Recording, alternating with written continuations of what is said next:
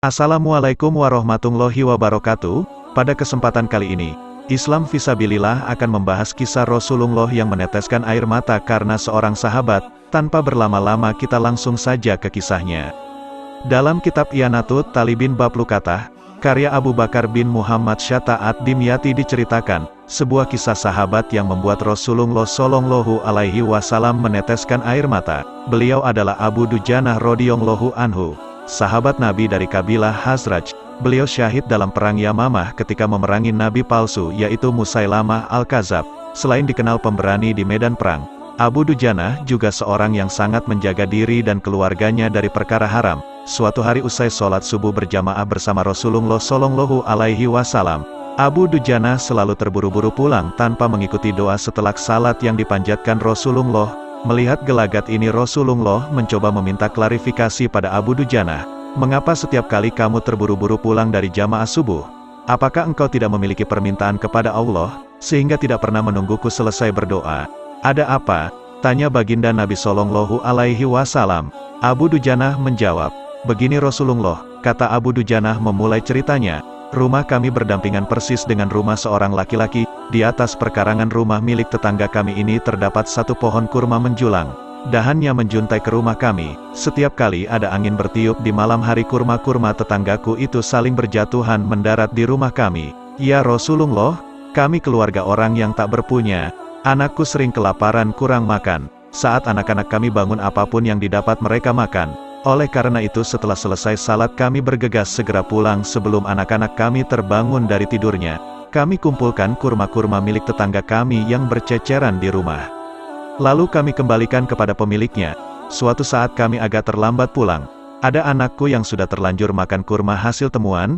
Mata kepala saya sendiri menyaksikan. Tampak ia sedang mengunyah kurma basah di dalam mulutnya. Ia habis memungut kurma yang telah jatuh di rumah kami semalam. Mengetahui itu lalu jari-jari tangan kami masukkan ke mulut anakku itu. Kami keluarkan apapun yang ada di sana. Kami katakan, nak janganlah kau permalukan ayahmu di akhirat kelak. Anakku menangis. Kedua pasang kelopak matanya mengalirkan air karena sangat kelaparan. Wahai Rasulullah, kami katakan kembali kepada anakku itu, hingga nyawa melepas pun aku tidak akan rela meninggalkan harta haram dalam perutmu.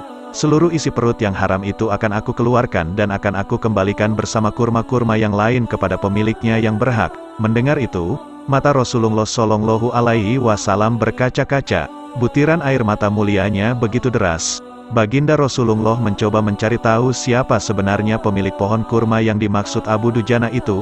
Abu Dujanah pun mengatakan bahwa pohon kurma itu milik seorang laki-laki munafik. Tanpa basa-basi baginda Nabi mengundang pemilik pohon kurma. Rasulullah lalu mengatakan, bisakah tidak jika aku meminta kamu menjual pohon kurma yang kamu miliki itu? Aku akan membelinya dengan 10 kali lipat dari pohon kurma itu sendiri. Pohonnya terbuat dari batu zamrud berwarna biru disirami dengan emas merah. Tangkainya dari mutiara putih. Di situ tersedia bidadari yang cantik jelita sesuai dengan hitungan buah kurma yang ada, kata Rasulullah menawarkan. Laki-laki munafik ini lantas menjawab dengan tegas, saya tak pernah berdagang dengan memakai sistem jatuh tempo. Saya tidak mau apapun kecuali dengan uang kontan dan tidak pakai janji kapan-kapan. Tiba-tiba sahabat setia yaitu Abu Bakar As-Siddiq radhiyallahu anhu datang lantas berkata, ya sudah, aku beli dengan 10 kali lipat dari tumbuhan kurma milik si Fulan, yaitu salah satu yang varietasnya tidak ada di kota ini, lebih bagus jenisnya. Si munafik pun kegirangan sambil berujar, ya sudah aku jual. Abu Bakar menyahut, bagus aku beli. Setelah sepakat, Abu Bakar langsung menyerahkan pohon kurma itu kepada Abu Dujanah. Rasulullah Shallallahu Alaihi Wasallam kemudian bersabda, wahai Abu Bakar, aku yang menanggung gantinya untukmu. Mendengar sabda Nabi itu Abu Bakar bergembira bukan main. Begitu pula Abu Dujanah.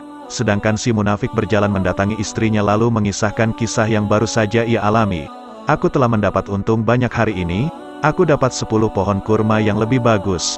Padahal kurma yang aku jual itu masih tetap berada di pekarangan rumahku.